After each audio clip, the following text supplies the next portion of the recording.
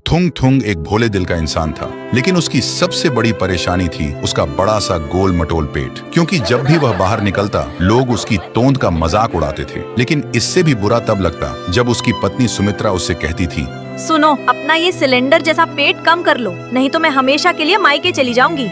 इसलिए वह दिन रात मेहनत करता, पर उसका जिद्दी पेट कम ही नहीं हो रहा था। एक दिन रोज रोज के तानों से हार कर थुंग थुंग अपनी जान देने एक पहाड़ की चोटी पर चला गया। जाते ही रोता हुआ बोला, बस अब और नहीं, सब मेरा मजाक उड़ाते हैं और अब मेरी बीवी भी मुझे छोड़कर जाना चाहती है। ऐसी जिंदगी का क्या फायदा। जैसे ही उसने इतना कहा, वहाँ एक रोशनी हुई और उसके सामने एक रहस्यमयी बाबा प्रकट हुए। बाबा ने उसे रोकते हुए कहा, रुक जा मूर्ख, जिंदगी बहुत कीमती है, तेरी परेशानी का हल मेरे पास है।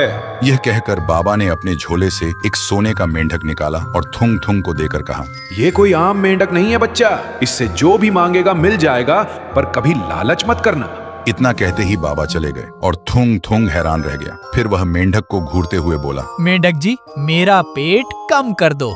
कहते ही थुंग थुंग का पेट अचानक कम हो गया। देखते ही उसकी खुशी का ठिकाना नहीं रहा। फिर वह दौड़ता हुआ घर पहुंचा, पर उसे देखते ही उसकी बीवी के होश उड़ गए और खुशी से चिल्ला उठी, अरे, मेरा पति इतना हैंडसम कैसे हो गया? थुंग थुंग ने सोने का मेंढक सुमित्रा को दिखाया और सारी बात बता दी। सुनते ही सुमित्रा की आंखों में लालच आ गया। उसने बोला, जब ये मेंढक कुछ भी दे सकता है तो क्यों ना हम अमीर भी बन जाएं? थुंग थुंग ने मना किया, पर सुमित्रा ने बात नहीं मानी और लालच में बोली, मेंढक जी, हमें दुनिया का सबसे अमीर बना दो।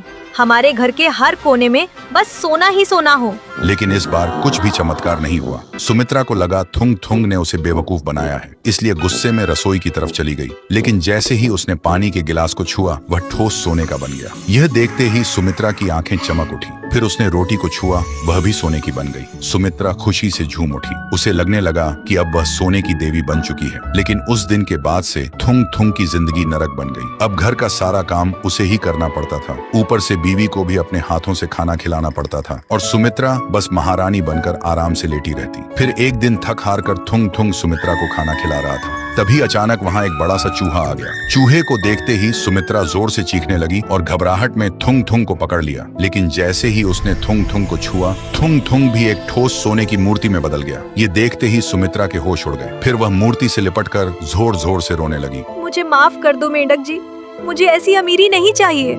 मुझे बस मेरा थुंग थुंग और मेरी पुरानी जिंदगी वापस दे दो। ये सुनते ही सोने का मेंढक गायब हो गया और पूरे घर में एक तेज रोशनी फैल गई। जब रोशनी हटी तो सब कुछ पहले जैसा हो चुका था। और उस दिन के बाद सुमित्रा को समझ आ गया कि लालच से कभी सुख नहीं मिलता। उसने फिर कभी मायके जाने की धमकी नहीं दी और दोनों अपनी छोटी सी दुनिया में खुशी खुशी रहने लगे।